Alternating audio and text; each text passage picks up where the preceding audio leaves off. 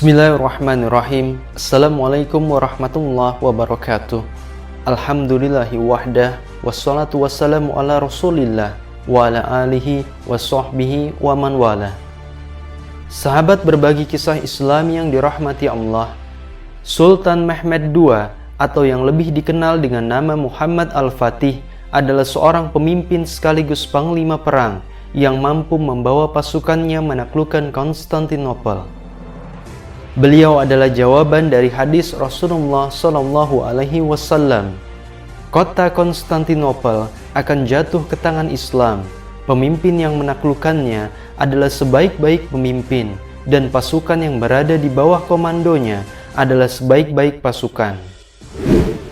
Pada saat menaklukkan kota yang sudah mengalami 23 kali pengepungan tersebut, beberapa kali Sultan membuat metode yang tidak biasa. Misalnya ketika mengeluarkan senjata meriam, di mana belum pernah ada satu pasukan pun di zaman itu memiliki meriam dengan panjang lebih dari 8 meter, serta diameter lebih dari 0,7 meter. Sebagai gambaran umum, lubang meriam tersebut mampu dimasuki oleh tubuh pria dewasa karena begitu lebarnya. Bahkan, satu peluru yang digunakan beratnya mencapai 700 kg, dan ketika dilakukan uji coba, sang meriam mampu membuat lubang di tanah sedalam 2 meter.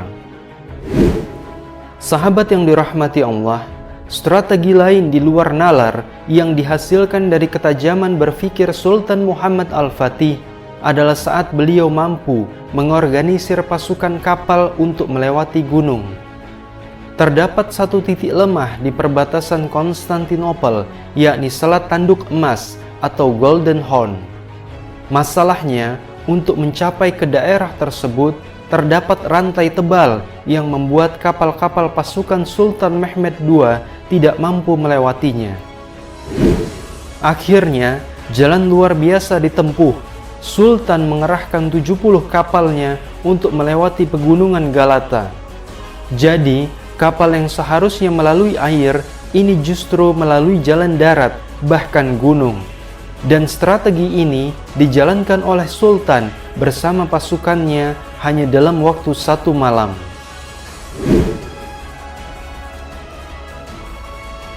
Sahabat yang dirahmati Allah, alhasil Sultan Mehmed II atau Sultan Muhammad Al-Fatih berhasil membawa kemenangan dengan menaklukkan Konstantinopel dan memimpinnya menjadi lebih baik daripada sebelumnya.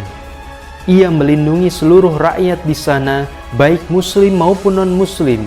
Bahkan masyarakat non-muslim diberikan kebebasan beribadah seluas-luasnya tanpa ada paksaan untuk harus masuk ke dalam agama Islam.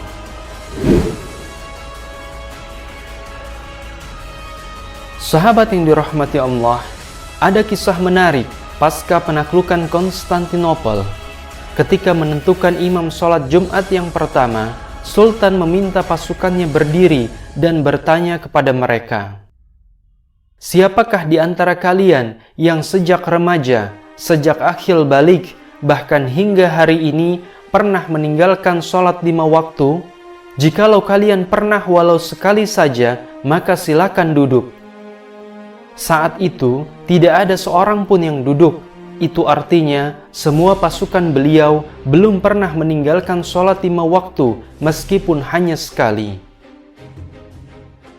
Kemudian Sultan kembali bertanya, "Siapakah di antara kalian yang sejak balik dahulu hingga hari ini belum pernah meninggalkan sholat sunnah rawatib? Jikalau ada yang pernah meninggalkan sholat sunnah itu sekali saja, maka silakan duduk." Sebagian pasukan mulai duduk, sementara yang lain tetap berdiri. Ini menunjukkan tingginya kualitas pasukan Sultan Muhammad Al-Fatih, di mana banyak dari mereka yang bahkan giat mengerjakan sholat rawatib tanpa abstain walau hanya sekali. Selanjutnya, Sultan tiba pada pertanyaan final. "Siapakah di antara kalian yang sejak masa akhil balik sampai hari ini pernah meninggalkan sholat tahajud di kesunyian malam? Yang pernah meninggalkan atau kosong 1 malam saja, silahkan duduk." Kali ini, sebuah pemandangan menakjubkan terjadi. Pasukan yang tadinya berdiri saat ini duduk seluruhnya, dan ada satu orang yang tetap berdiri. Beliau adalah Sultan Al-Fatih sendiri. Artinya, semenjak akhir balik, sang pemimpin belum pernah meninggalkan sholat tahajud walau hanya satu kali.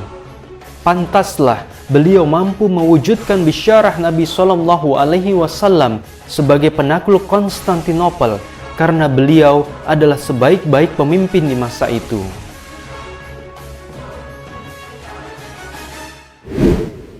Sahabat yang dirahmati Allah, inilah rahasia amalan Sultan, di mana beliau menjadikan Allah sebagai satu-satunya tempat memohon pertolongan.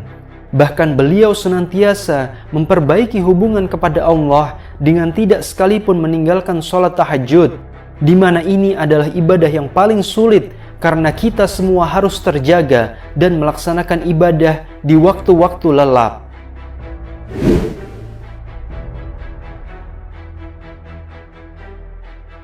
Setelah Sultan Muhammad Al-Fatih memimpin Konstantinopel selama 19 tahun, beliau berencana menaklukkan Roma. Hanya saja, saat ingin melaksanakan cita-citanya, Sultan Muhammad Al-Fatih wafat. Beliau menghadap Allah pada 3 Mei 1481 karena sakit. Saat itu, beliau diduga dalam perjalanan jihad menuju pusat Imperium Romawi Barat di Roma, Italia.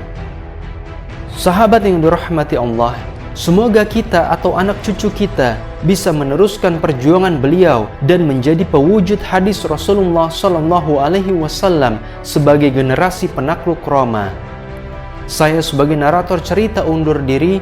Kepada Allah saya mohon ampun, dan kepada sahabat semua saya mohon maaf. Wallahu a'lam bishawab. Wassalamualaikum warahmatullahi wabarakatuh.